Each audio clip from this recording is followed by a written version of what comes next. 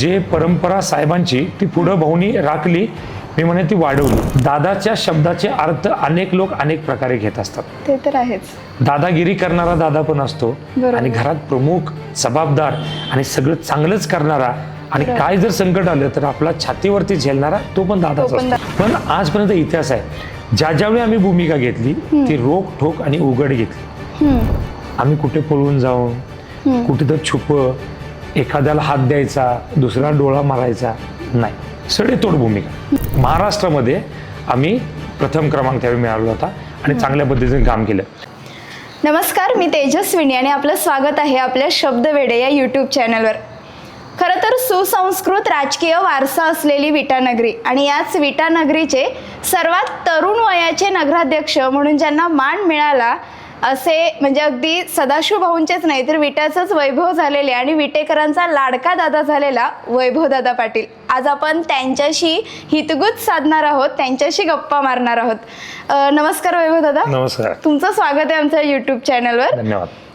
खरं तर आता जसं मी म्हटलं की अगदी राजकारणात पहिलं पाऊल ठेवलं आणि नगराध्यक्ष म्हणजे तरुण वयाचे नगराध्यक्ष म्हणून तुम्हाला मान मिळाला. ह्या सगळ्या गोष्टी पाहत असताना आज मागं वळून पाहताना कसं वाटते? खरं तर कैलासवासी हनुमंतराव साहेबांचा नातू आणि सदाशिव भाऊंचा मुलगा याच्या बरोबरीनं या विटेकरांचा किंवा विट्याचा मुलगा हे म्हणून मला मिरवायला फार अभिमान वाटतो की ज्या शहरानं एका साध्या नाका कारकुनाला त्याच्या सचोटीवरती, प्रामाणिकपणावरती विश्वास ठेवून त्यांना आमदारापर्यंत पोहोचवलं आणि त्यांच्याच मुलाला 2दा आमदार करण्यामध्ये या विटेकरांची भूमिका फार निर्णायक आणि महत्त्वपूर्ण ठरली.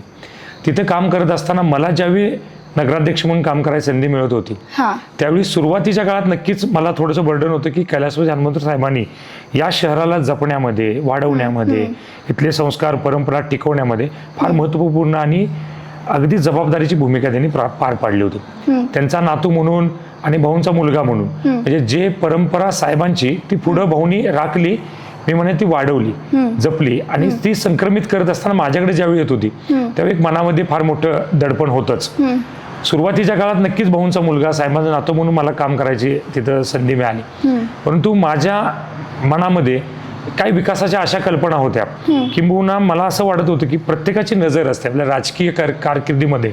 आपल्याला ज्यावेळी राजकीय संधी मिळते त्यावेळी आपल्याला असं वाटत असं की आपल्याला त्या संधी मिळाल्यानंतर त्या संधीचा कमाल मर्यादेपर्यंत वापर करून आपण आणखीन नवनिर्मिती काही करू शकतो का, हे संकल्पना माझ्या मनात होती आणि ती राबवण्याच्या निमित्ताने मी कामाला लागलो. सुरुवातीच्या काळामध्ये संत गाडगेबाबा शहर स्वच्छता अभियान त्या काळामध्ये होतं.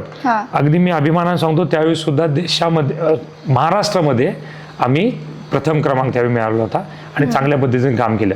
वराहमुक्त शहर असेल, झोपडपट्टी मुक्त शहर असेल, कचरा कुंडी मुक्त शहर असेल, त्याच्या बरोबरीनं शहरातील अनेक जे जटिल प्रश्न होते की काही प्रश्न वर्षानुवर्ष या निमित्तानं सुटत नव्हते, अशा प्रश्नांना न्याय देण्यामध्ये मी यशस्वी झालो.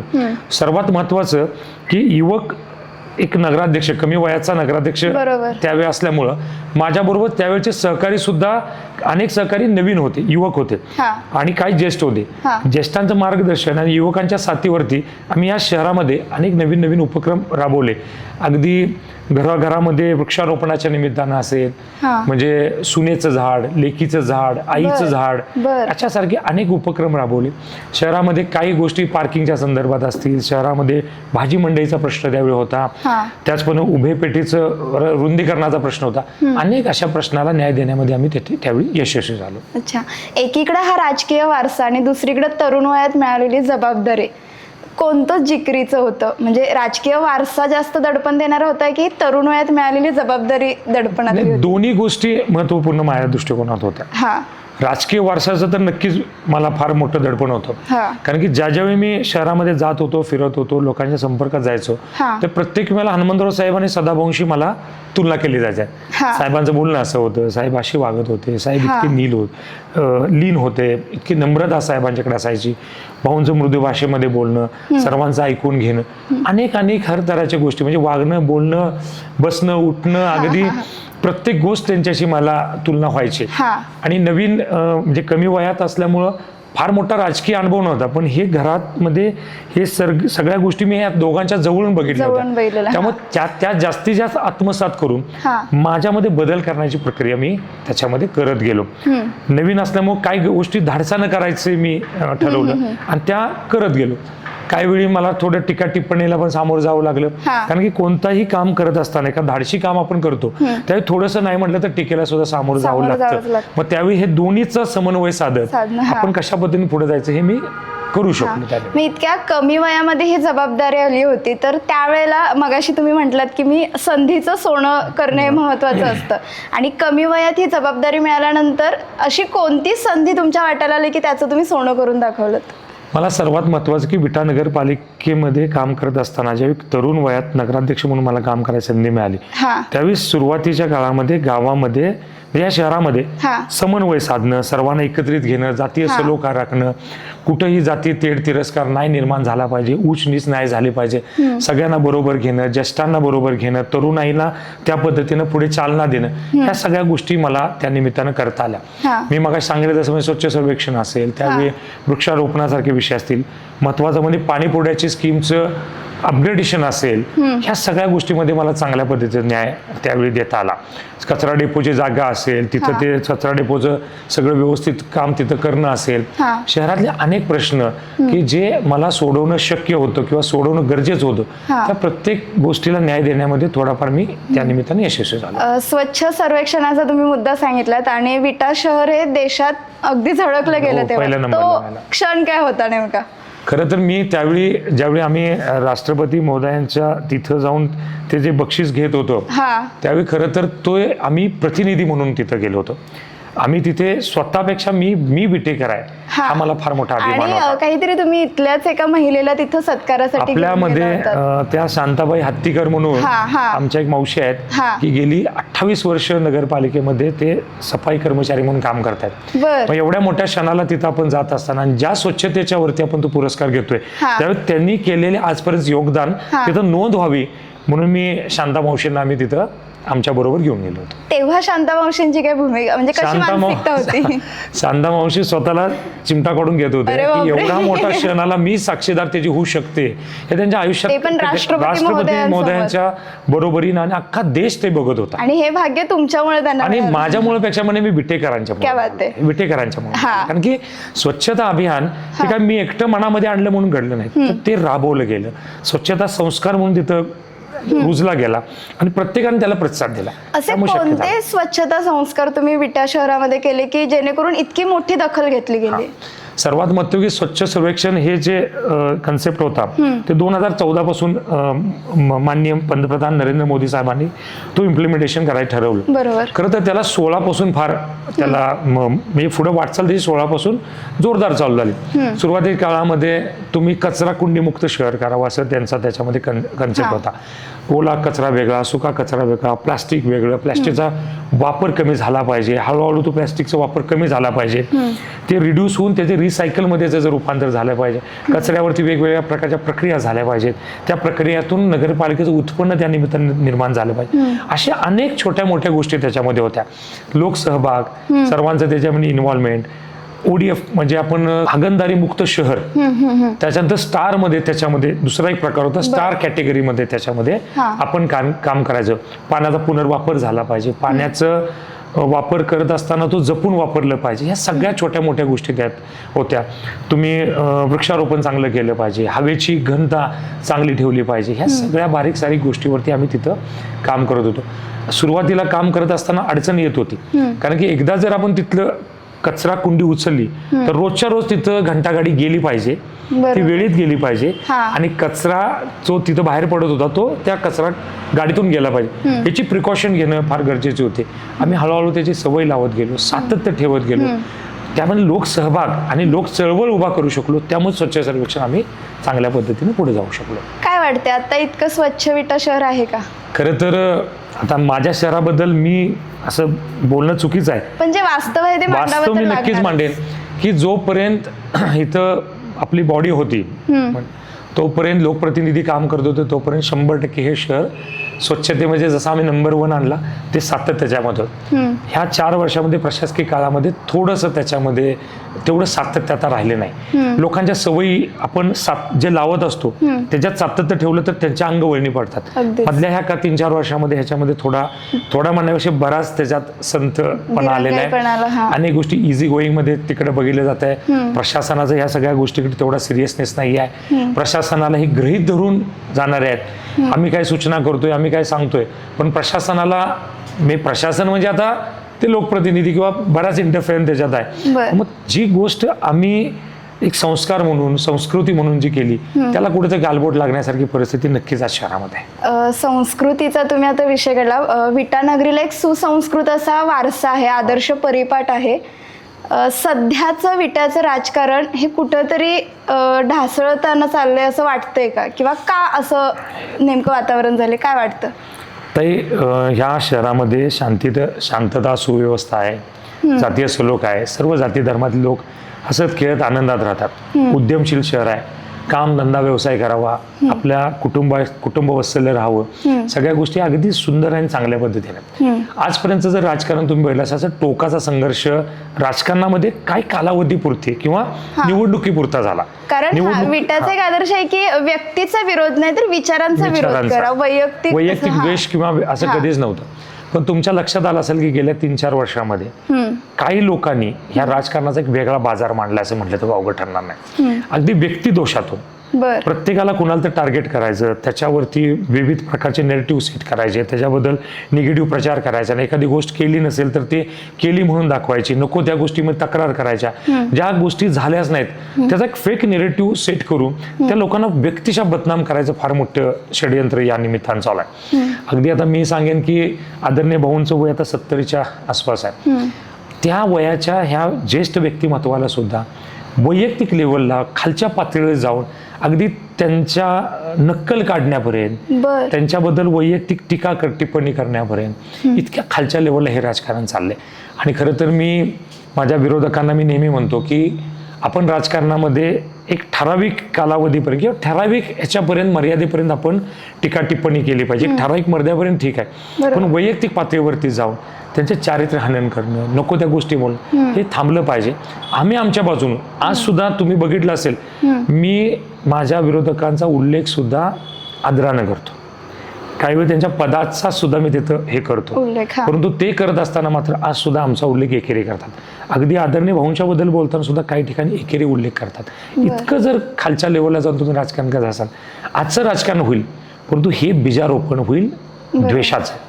आणि हा द्वेष जर वाढला तर उद्या तुम्हाला आम्हाला सगळ्यांनाच त्याचा फार मोठा त्रास होईल. आणि त्यातल्या पुढच्या पिढीला हे वेगळं संस्कार आपण देऊ की त्याचा एक वेगळा वातावरण या संपूर्ण शहरात आणि ह्या राजकारणामध्ये होऊन जाईल, असे माझे तरी मत आहे. जेव्हा तुम्ही नगराध्यक्ष होता किंवा तुमच्या पत्नी प्रतिभा वहिनी पाटील ह्या सुद्धा नगराध्यक्ष होत्या, तर ह्या नगराध्यक्षाच्या कार्यकाळामध्ये काही धाडसी ऐतिहासिक निर्णय सुद्धा तुम्ही घेतले, तर ते नेमके कोणते होते? मी तुम्हाला सांगितलं की भाजी मंडईचा जो प्रश्न होता की पूर्वी ही भाजी मंडई छत्रपती शिवाजी महाराज चौकात असायची, ती भाजी मंडई शिफ्ट करून आपण एक सुंदर सुसज्ज आणि चांगल्या पद्धतीची भाजी मंडई आम्हाला करायची होती. ती भाजी मंडई करत असताना थोडंसं गडबड झाली, थोडंसं लोकांना वाटलं इतक्या वर्ष आम्ही तिकडे आहोत, तर त्यांना आम्ही समजून सांगून त्यांना काउन्सिलिंग करून चांगल्या पद्धतीची भाजी मंडई आपण तिथं करू शकलो. मधल्या काळामध्ये पाण्याचा प्रश्न निर्माण झाला.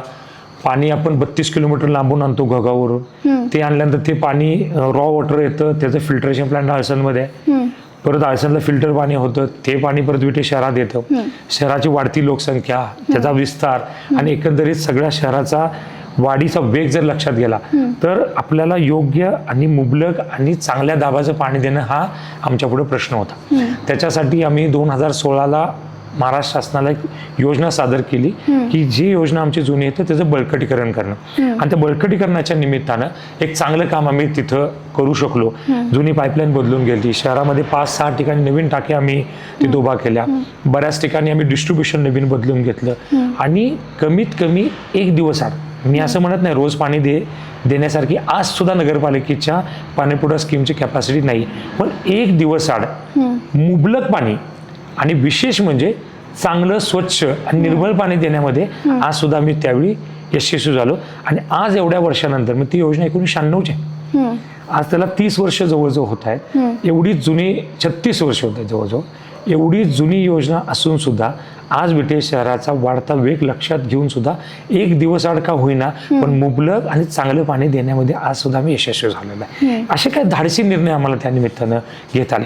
मी मगाशी स्वच्छ सर्वेक्षणचं झालं, त्याच्यामध्ये फार मोठ्या प्रमाणात आपण काम करू शकलो. विशेष करून मी तुम्हाला सांगितलं, प्रशासनावरती एक चांगली पकड निर्माण करायचा आम्ही प्रयत्न केला. म्हणजे ज्या नगरपालिकेमध्ये आपण काम करतो त्याला मातृक संस्था म्हणून आपण बघत असतो.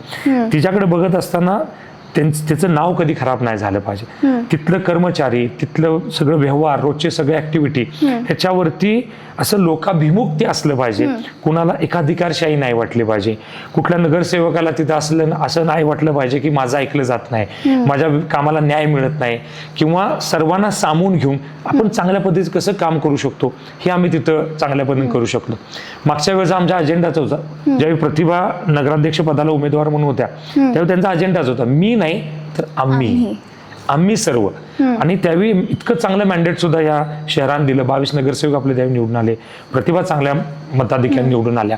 त्यामुळे आमच्यावरती कामाचं एक थोडंसं प्रेशर म्हणा किंवा एक जबाबदारी म्हणा आमच्यावरती होती. त्यामुळे त्या 5 वर्षामध्ये अगदी डिसिप्लिननी काम आम्ही केलं. अनेक नवीन योजना राबवल्या.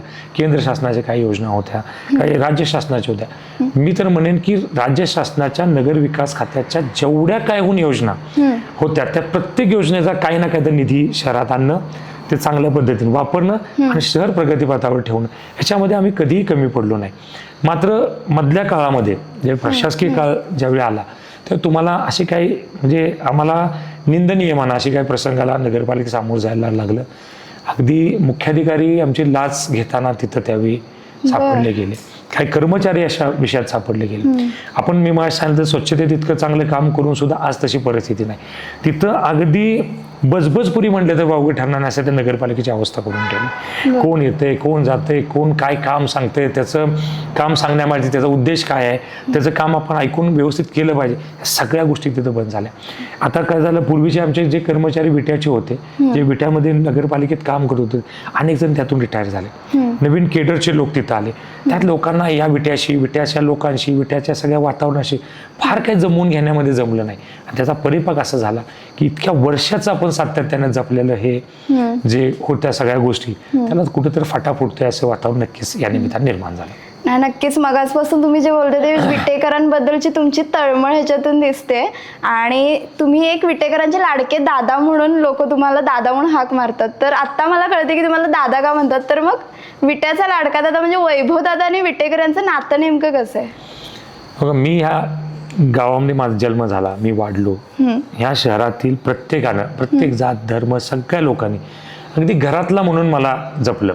हनुमंतराव साहेबांचं नाव तू, त्यामुळं थोडंसं नाही म्हटलं तर ते एक माझ्या मागं म्हणजे साहेबांचा आशीर्वाद किंवा साहेबांनी आजपर्यंत लोक जपलेले आहेत, त्यांच्या सदिच्छा ह्या सगळ्या मायाबरोबर आहेत. भाऊनी गेल्या 30-40 वर्षामध्ये अत्यंत संस्कारसम आणि संस्कृतीला जपून राजकारण केलं. तो एक माझ्या मागं फार मोठा म्हणजे वाटचाल करा किंवा काय म्हणू आपण त्याला, त्यांच्याकडून मला ह्या सगळ्या गोष्टी मिळत गेल्या. आणि मग माझ्यावरती ते वजन बनवते, जे प्रेशर होतं की आता हे सगळं बरोबर पुढे न्यायचं असेल तर आपल्याला वडीलकीची भूमिकेमध्ये पुढे जावं लागेल. माझं एक सगळ्यात नशिबान मी असं ठरलो की काही साहेबांच्या बरोबर, आदरणीय भाऊंच्या बरोबर काम केलेले काही शहरातील काही प्रमुख नागरिक असतील, काही कार्यकर्ते असतील आणि माझ्या बरोबर, आणि आता माझ्या नंतरची पुढची पिढी असेल असे काही तरुण कार्यकर्ते असेल, यांच्या सगळ्यांच्यातला दुवा व्हायची संधी मला या निमित्तानं मिळाली. याच्याकडे सुद्धा तुम्ही संधी म्हणून बघितली. म्हणजे ह्या छोट्यांना मी त्यांचा दादा असा वाटत होतो आणि ह्या ज्येष्ठांना सुद्धा आपला मुलगाच आहे, आपण घरातल्याला प्रमुखाला म्हणतो, मोठा आहे म्हणून दादा म्हणतो, तसा दादा, असं दोन्ही मला साधण्याचा योग मिळाला. पण दादा म्हणून वावरत असताना खरंच मला अभिमान वाटतो की मला इथं दादा म्हणले जातं. दादाच्या शब्दाचे अर्थ अनेक लोक अनेक प्रकारे घेत असतात. ते तर आहेच. दादागिरी करणारा दादा पण असतो आणि घरात प्रमुख, जबाबदार आणि सगळं चांगलंच करणारा, आणि काय जर संकट आलं तर आपला छातीवरती झेलणारा तो पण दादाच असतो. मी तो दादा झालो की काय जर विट्यावरती माझ्या उद्या गोष्ट आली तर त्याला सामोरं जायसाठी जो दादा लागेल तो दादा मी आहे. दादा, तुमच्या लाडक्या बहिणी काय म्हणतात विट्यातल्या? लाडक्या बहिणींच्या बद्दल मुख्यमंत्री साहेब बोलतायत खरं तर ही योजना फार मोठी आणि खरं तर महिलांना स्वतःच्या पायावरती उभा राहत असताना अनेक शासकीय योजना येतात. पण आपण जर लाडकी बहिणी योजनेकडे जर बघितलं तर ज्या गरजू आहेत, ज्यांना काही काम होत नाही किंवा ज्यांना थोडी अडचण आहे किंवा घरातून आपण बाहेर जाऊ शकत नाही किंवा काही अडीअडचणीच्या निमित्तानं थोडासा हातभार लावण्यासाठी ही योजना फार महत्वपूर्ण आहे. परवाच मुख्यमंत्र्यांनी सांगितलं की मी जोपर्यंत सत्तेत आहे किंवा मी मुख्यमंत्री म्हणून काम करतोय असं देवाभाऊनी सांगितलं की तोपर्यंत ही योजना बंद पडणार नाही, उलट आणि त्याच्यामध्ये काय भर इथं घालू शकतो. ही योजनेच्या संदर्भात झालं. पण मी दुसऱ्या बाजूनं मी ह्या लाडक्या बहिणींच्याकडे ज्या माझ्या विट्याच्या आहेत त्यांच्याकडे मी बघेन. आपल्या विट्यामध्ये तुम्ही जर बारकाईने बघितले असेल तर आजपर्यंत महिलांना संरक्षणाचं कवच देण्यामध्ये आम्ही यशस्वी झालो. मी म्हणेन मी एकटाच नाही, माझे विटेकर सर्व जनता, माझी माता भगिनी आज शहरातून वावरत असताना तिला कधी बर्डन नसतं, तिला कधी असं भीती वाटत नाही. अगदी रात्री अपरात्री सदी एखादी महिला या शहरातून कुठे जर तिला इकडे तिकडे जायचं असेल तर तिला कधी मनामध्ये असं किंतु परंतु येत नाही की मी कशी जाऊ, मला कोण अडवेल का, थांबवेल का, माझ्याकडे कोण वेगळ्या नजरेने बघेल का, मला काय त्रास होईल का, कधी तिला वाटत नाही. कारण की मी म्हणतो ना, वाईट गोष्टीचं दमन करण्याची जी गोष्ट असते त्याच्यासाठी जी गोष्ट लागते त्या सगळ्या गोष्टी आम्ही या निमित्तानं विट्यात करतो. त्यामुळे माझी विट्यातली लाडकी बहीण ही संरक्षित आहे याचा मला रास्त अभिमान आहे. त्यासाठी मी काहीतरी करू शकतोय किंवा करतोय याचा सुद्धा मला रास्त अभिमान, कारण दादा त्यांच्या पाठीशी. नक्कीच तो आत्मविश्वास त्यांना आपण देऊ शकलो. तुम्ही बघितलं असेल शहरामध्ये आता इतके कॉलेजेस आहेत, स्कूल्स आहेत, इतक्या ऍक्टिव्हिटी चालू असतात महिलांसंदर्भात. महिला त्यांच्या लेवलला भरपूर ऍक्टिव्हिटी घेत असतात, परंतु अगदी मन मोकळे स्वातंत्र्य त्यांचं जे आहे ते 100% राखून या सगळ्या गोष्टी होत असतात. त्यांना माहिती आहे इथं असल्या कुठल्या गोष्टीला थारा नाही की जे महिलांना त्रास होईल अशा. हे जपलंय आम्ही आणि हे संस्कार म्हणून जपलंय आम्ही. प्रतिभा बहिणींचं सुद्धा नाव निघलं तर प्रतिभा बहिणींनी सुद्धा एक भूमिका आपली ठोस निभावली राजकारणामध्ये सुद्धा.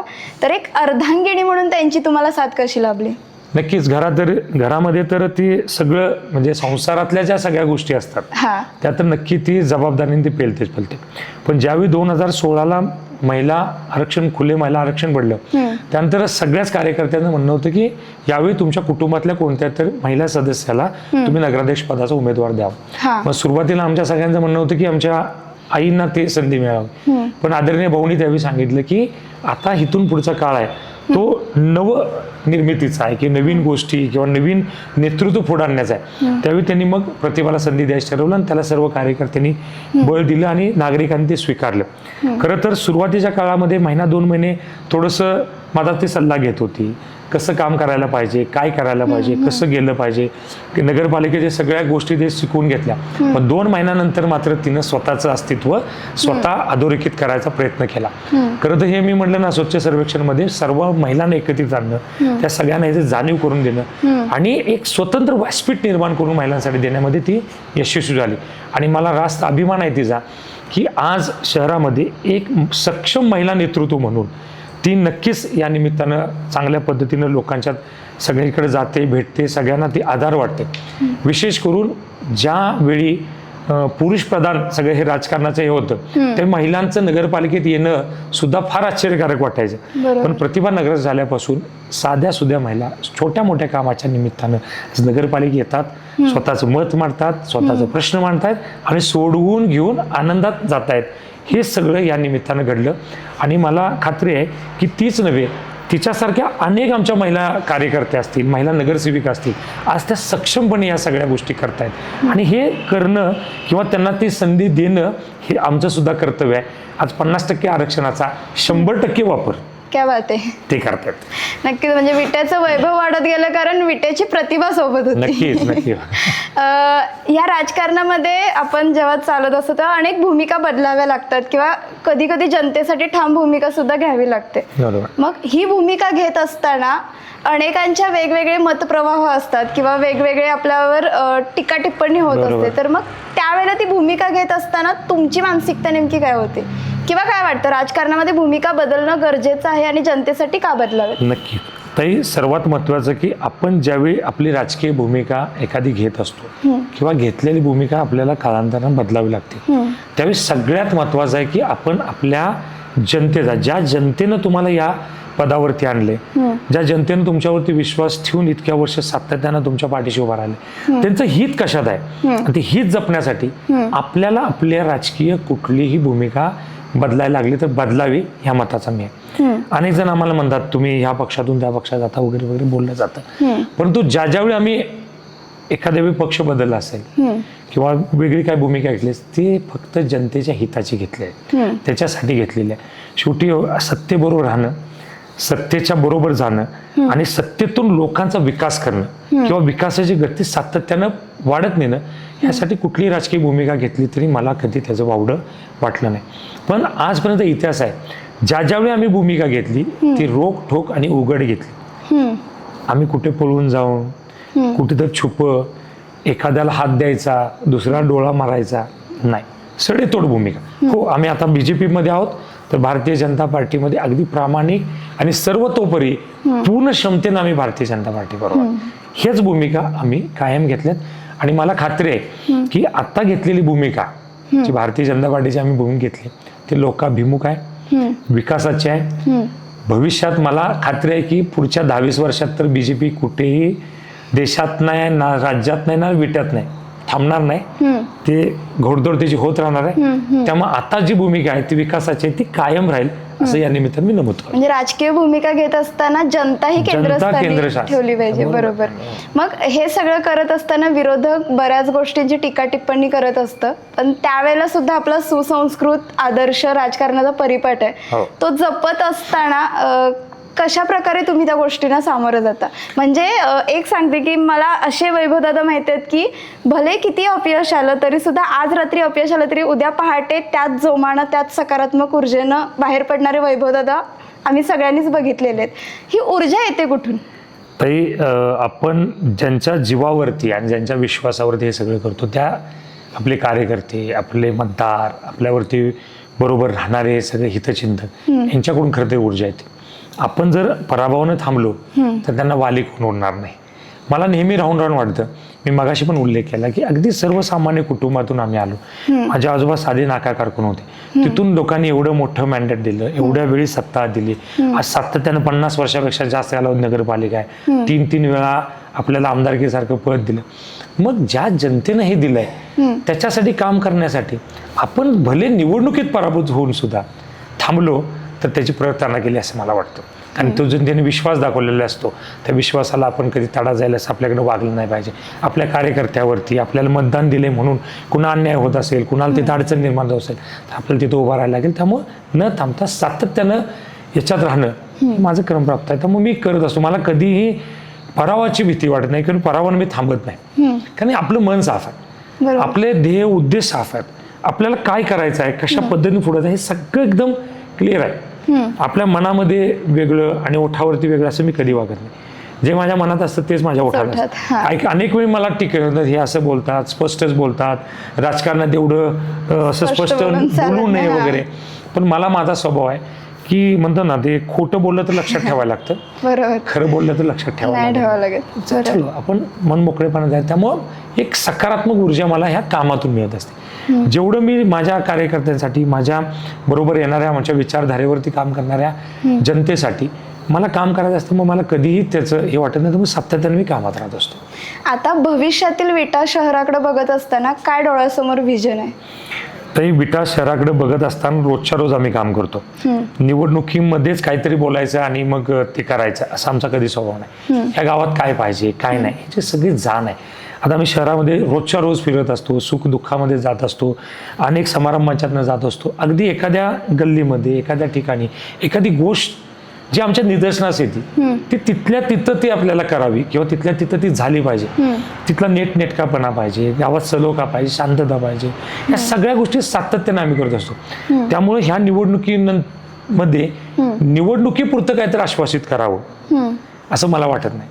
कारण ही जनता जाणते, त्यांना माहित आहे या शहरामध्ये सातत्याने इतक्या वर्ष लोक काम करतात, त्यांना इथल्या सगळ्या बारीक सारीक गोष्टीची जाण आहे. ते आपल्यासाठी जे करतील ते योग्य असेल, ते विकासाभिमुख असेल आणि ते भविष्यासाठी महत्त्वपूर्ण असेल.